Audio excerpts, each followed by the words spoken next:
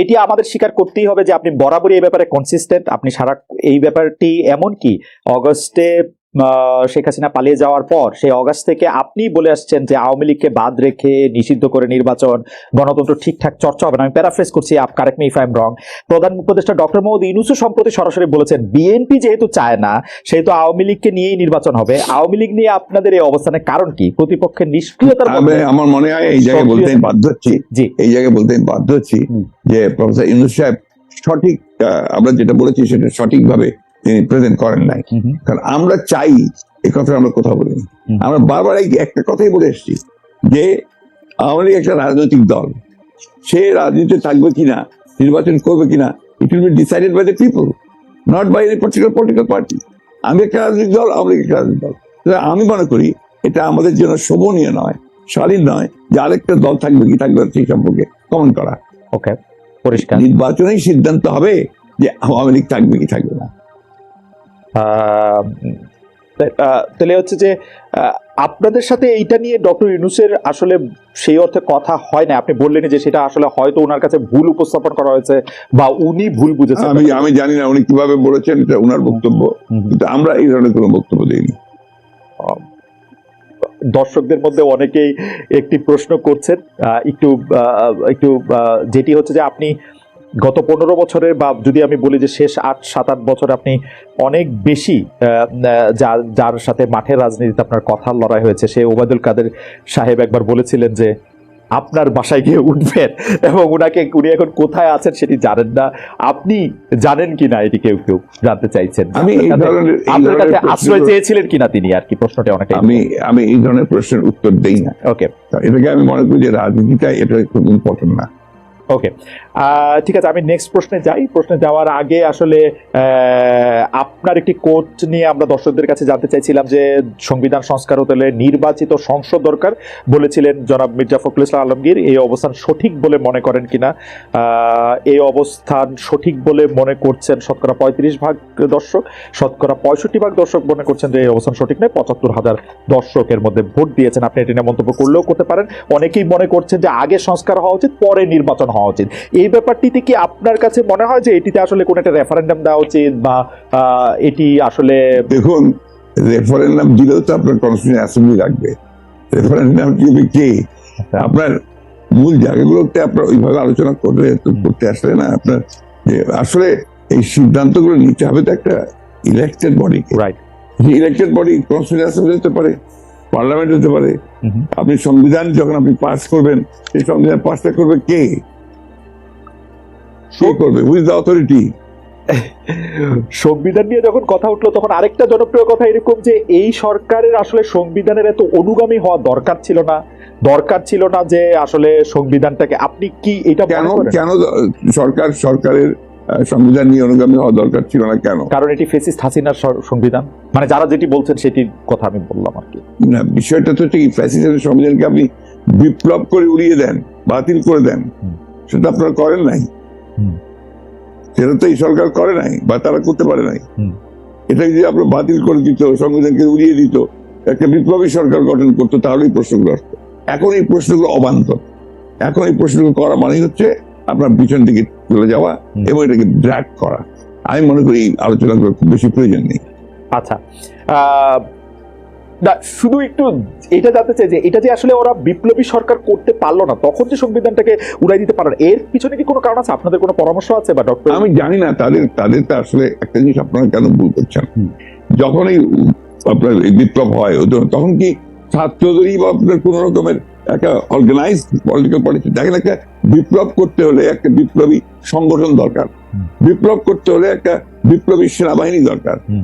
এই বিষয়গুলো তো আমরা সবাই যা যা খুশি বলে যাচ্ছি, যার যেমন খুশি। এটা ঠিক না তো। আপনার বাস্তবতা সব কথা বলতে হবে, তাত্ত্বিক কথার সঙ্গে সঙ্গে বাস্তবতা থাকতে হবে। তো আমার কাছে মনে হয় যে এই বিষয়টি আপনি যেভাবে পরিষ্কার করলেন, সেটি আগেও আপনি বলেছেন, সেটি আসলে পরিষ্কার হলে আমাদের সবারই সুবিধা। এখন কেউ বলছেন এটি বিপ্লব না গণ অভ্যুত্থান না কি, সংবিধান থাকতে হবে না রাখতে হবে, সেটি নিয়ে আসলে অনেক কথা। রাষ্ট্রপতি নিয়ে আপনার এগুলো নিয়ে আমার খুব মাথা ব্যথা নাই ভাই। আমি আপনাকে খুব পরিষ্কার কথা বলি, জি, আই এম টোটালি ডেমোক্রেট। আমি একটা আপাদমস্তক গণতন্ত্র বিশ্বাসী মানুষ। এবং গণতন্ত্র বিশ্বাসী মানুষ বলি আমি গণতন্ত্রের কথাই সবসময় বলি। এটা তো হয়তো কেউ এগ্রি করবে, কেউ এগ্রি করবে না, কেউ বিভিন্ন কথা বলবে, কেউ কিছু বলবে না, কিন্তু আমি এটা বুঝি যে একসময় বিপ্লবী দল করেছি, একসময় বিপ্লবের কথা বলেছি, বিপ্লবও করেছি, যুদ্ধও করেছি। আমি যেটা বুঝি সেটা হচ্ছে যে বিপ্লব যদি কেউ করতে চায় তাহলে তাদেরকে বিপ্লবী সংগঠন লাগবে, বিপ্লব যদি করতে চায় তাদেরকে বিপ্লবী সেনাবাহিনী লাগবে, তা নাহলে ওই বিপ্লবকে এক মুহূর্তের জন্য কন্টেইন করা যাবে না। ওকে, আপনি গণতন্ত্রের কথা বলেন বলেই আপনার কাছে আসলে আমাদের প্রশ্ন বারবার যে আপনি সব মানুষের সমান অধিকারের কথা, গণতন্ত্রের কথা বলতে গিয়ে আপনি সব মানুষের সমান অধিকারের কথা বারবার বলছেন, সবার নিরাপত্তার কথা বলছেন, অথচ শাহবাগে সোমবার আন্দোলনরত সনাতনীদেরকে যুবদলের নেতৃত্বে লাঠিসোঁটা দিয়ে ধাওয়া দেওয়া হয়েছে বলে আমরা পত্রিকায় পড়েছি। আমরা যে কাজ প্রশাসনকে, পুলিশকে, সরকারি দলের লোকজনকে করতে দেখি, সেই দায়িত্ব আসলে যুবদল কেন নিচ্ছে? আপনি এটা নিয়ে কিছু বলবেন? এই দায়িত্বটা যুবদলের উপরে কেন চাপাচ্ছেন আপনার? যুবদল যে করেছে তার প্রমাণ আছে কেন? ওয়াই দিস এই ধরনের বক্তব্য যাওয়ার চেষ্টা হচ্ছে কেন?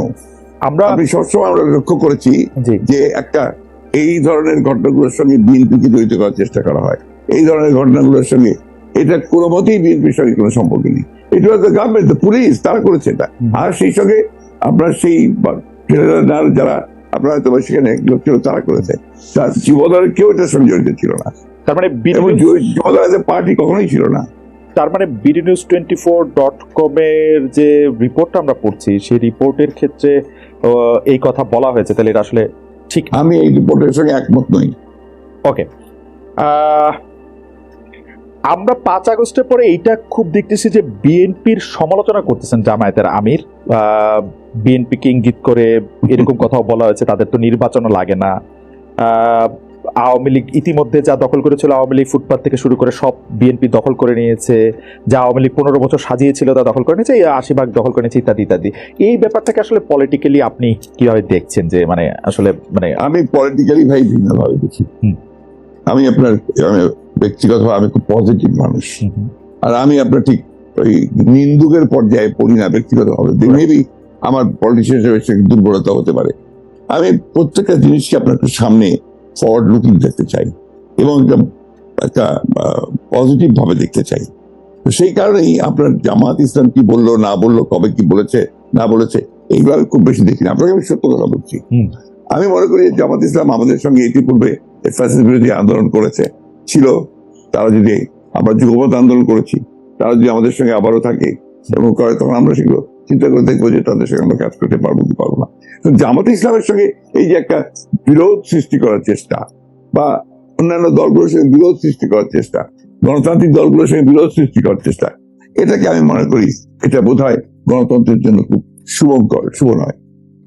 আমরা এটি দেখেছিলাম যে এই শেখ হাসিনা সরকারের সময়ও আপনি সব সময় সব রাজনৈতিক দলের সাথে সংলাপ, আলোচনা, কথাবার্তা প্রাধান্য দিয়েছেন। যারাই আপনার কাছে এসছেন বা যারাই আপনাদের সাথে কথা বলতে চেয়েছেন তাদের সাথে কি ধরেন আমরা এক ধরনের নাগরিক ঐক্য দেখেছিলাম, মানে নাগরিক ঐক্যকে আমরা দেখেছিলাম। আমরা দেখেছিলাম যে ডক্টর কামাল হোসেনের দলের সাথেও আপনাদের একটা ওই ঐক্যগুলির বা ওই রাজনৈতিক দলগুলির সাথে বিএনপির কথাবার্তা বা প্ল্যাটফর্মটা এখন কেমন? মানে আমি আর নাম না বললাম, খুবই ভালো। আমাদের প্রত্যেকটি দলের সঙ্গে প্রত্যেকেরই আপনার অত্যন্ত চমৎকার একটা আপনার যোগাযোগ আছে। যেহেতু আপনার এখন সময়টা ভিন্ন হয়ে যাচ্ছে, আমরা নিজেদের কাজ করার চেষ্টা করছি। আন্দোলন যেহেতু নেই, যুগপৎ আন্দোলনের বিষয়টা নেই, but we are in touch always. আজকে তো মোস্তফা মহসিন মন্ত্রীর সঙ্গে আমার কথা হয়েছে, আপনার গতকাল গণতন্ত্র মঞ্চের প্রায় সকলের সঙ্গে বসে আমরা কথা বলেছি, আমরা অফিসে বসে কথা বলেছি। We are in touch. আমরা বিষয়গুলো দেখছি, পর্যবেক্ষণ করছি। আমরা সরকারকে যতটুকু পারা যায় আমাদের পরামর্শ দেওয়ার চেষ্টা করছি। আমরা গণতন্ত্রটা চাই, আমরা নির্বাচনটা চাই দেশের স্বার্থে, জনগণের স্বার্থে। কালের কণ্ঠকে আপনি একটি সাক্ষাৎকার দিয়েছিলেন, সেখানে জাতীয় সরকার নিয়ে একটি প্রশ্ন আসছিল। সেখানে আপনি বলছিলেন যে এরই মধ্যে আন্দোলন অংশগ্রহণকারী একটি দল নিয়ে একটি জাতীয় সরকার গঠন করার কথা বলেছি। এই জাতীয় সরকারটার কি নির্বাচন পরবর্তী সময় হবে? এটা কিসের ভিত্তিতে আপনার জাতীয় সরকার? আমরা বলেছিলাম যখন আমরা আপনার যুগপৎ আন্দোলনে যাই, সমস্ত রাজনৈতিক দলগুলোর সাথে যখন আমরা আলোচনা শুরু করি, এটা ছিল আমাদের প্রায় 2-3 বছরের একটা প্রক্রিয়া। 2-3 বছরের এই প্রক্রিয়ার পরে আমরা ওই যুগপৎ আন্দোলনে একমত হই এবং একটা এগিয়ে যাই। এখানে আমরা যেটা চিন্তা করেছিলাম যে আমরা আন্দোলন করব, আন্দোলন করার পরে নির্বাচন হবে, সেই নির্বাচনে আন্দোলনকারী দলগুলো যারা পার্লামেন্টে আসবে অথবা আসবে না তাদেরকে সঙ্গে নিয়ে একটা আপনার জাতীয় সরকার গঠন করা। এই জন্য আমরা যে 31 দফা দিয়েছি, এই 31 দফাকে বাস্তবায়ন করার ব্যাপারটা আমাদের একার পক্ষে খুব ডিফিকাল্ট হবে। সমস্ত দলগুলোকে সম্পৃক্ত করে আমি মনে করি যে আপনার এই ক্রাইসিস পিরিয়ডে যখন একটা চ্যালেঞ্জিং পিরিয়ড আসে তখন বেস্ট হচ্ছে যে গোটা জাতিকে ঐক্যবদ্ধ করা। আমাদের বক্তব্য মূল বিষয়টাই ছিল জাতীয় ঐক্য। সেই জাতীয় ঐক্য আমরা সৃষ্টি করতে পেরেছিলাম বলেই কিন্তু হাসিনাকে এত দ্রুত চলে যেতে হয়েছে।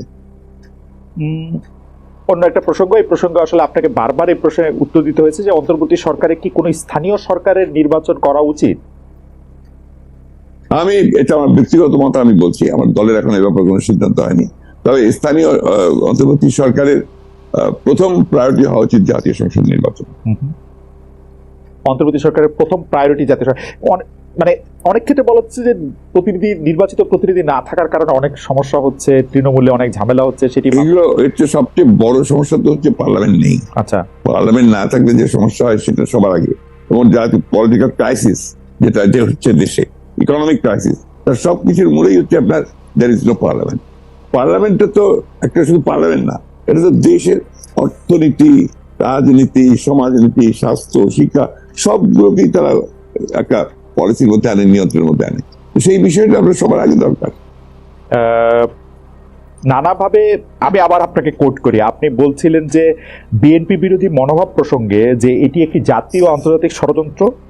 আপনাকে কোট করছি, আপনি বলছেন যে আমরা 111-এর গন্ধ পাচ্ছি, বিরাজনীতিকরণের গন্ধ পাচ্ছি, আমাদের সতর্ক থাকতে হবে, রাজনীতি বাদ দিয়ে বাংলাদেশে কিছু সম্ভব না। আপনার সেই শঙ্কা কি বাড়ছে না? কারণ এই সাক্ষাৎকারটি আপনি আসলে 2 অক্টোবর দিয়েছিলেন, 3 অক্টোবর প্রকাশ হয়েছিল এটি। আমি এটা বলেছি এবং তা খুব কনসিয়াসলি বলেছি, এবং এখনো যদি আমি মনে করি যে সেই ধরনের কোনো আশঙ্কা আমি মনে করছি তাহলে আবার বলবো। কারণ বাংলাদেশের অতীত অভিজ্ঞতা যেটা রয়েছে যে আপনার এই ধরনের সময়গুলোতে এক্সট্রা আপনার যে ডিপলিটাইজেশনে যারা বিশ্বাস করে তার সামনের দিকে এগিয়ে আসে, and they create problem for the peaceful transition to democracy. এই কারণেই আমরা সবসময় এটা সজাগ থাকি, সতর্ক করি এবং এই বিষয়গুলো জনগণের সামনে তুলে ধরি। উপদেষ্টা পরিষদে কারা থাকবেন, কারা অন্তর্ভুক্ত হবেন, সেই ক্ষেত্রে আমরা এটি শুনতে পেয়েছি যে এই সরকার সবসময় আপনাদের মতামত চাইছে। তো লেট মি ভেরিফাই। প্রথম যে কমিটি গঠন হয় তখন আমাদের কিছু প্রস্তাব ছিল, পরামর্শ ছিল, তার সবগুলো হয়েছে তাও না, কিন্তু পরবর্তীকালে আর কোন উপদেষ্টার আপনার ইনক্লুশন বা এক্সক্লুশন এটার সঙ্গে আমাদের কোনো সম্পর্ক নাই, এবং আমাদেরকে কোনো জিজ্ঞাসা কেউ করেনি, করার প্রয়োজন হয়নি। অর্থনৈতিক ক্ষেত্রে এই মুহূর্তে অনেকেই বলছেন যে এই সরকারের অনেক সিদ্ধান্তের ক্ষেত্রে অর্থনীতিটাকে চালিয়ে নিয়ে যাওয়ার জন্য, জাতীয় অর্থনীতি ঠিক রাখার জন্য অনেক সিদ্ধান্তের ক্ষেত্রে অনেক দোদুল্যমনতা দেখা যাচ্ছে। আবার কেউ কেউ বলছেন এটি ভালো করছে। আপনার মূল্যায়ন একটু শুনতে চাই যে বাংলাদেশ ব্যাংকের জায়গায় অনেকে বলছেন গভর্নর ভালো করছেন অর্থ, আবার অনেকে বলছেন যে না, এটা আসলে কোথাও যাচ্ছে না। না, ভালো হচ্ছে আমরা মনে করি, আমার কথা নয়, আমরা আপনার বিভিন্ন ভাবে যে শুনতে পাই, যাতে বাংলাদেশ ব্যাংক এবং ফিনান্স মিনিস্ট্রি এরা আপাতত এখন পর্যন্ত এই একটা ধ্বংসস্তূপ হাসিনা তো শেষ করে দিয়েছে ভাই। এই বিষয়গুলো আমরা কেউ বারবার বলি না কেন? Why did you say these things again and again? She has destroyed the entire political structure and the economic structure, এবং লুট করে শেষ করে নিয়ে গেছে। চিন্তা করতে পারেন যে একটা দেশ থেকে যদি 2,00,000 কোটি ডলার লোপাট করে নিয়ে যাওয়া হয়, তার কি থাকে? সেটাই যারা করেছে এখানে। তো সেখান থেকে টেনে তুলতে, এই ধ্বংস থেকে টেনে তুলতে এই 3 মাস কি এনাফ টাইম? No way. সুতরাং must give them time, must give them support, এবং পরামর্শ দিতে হবে। তাতে করে আমি তো মনে হচ্ছে যে কিছুটা ইমপ্রুভ অবশ্যই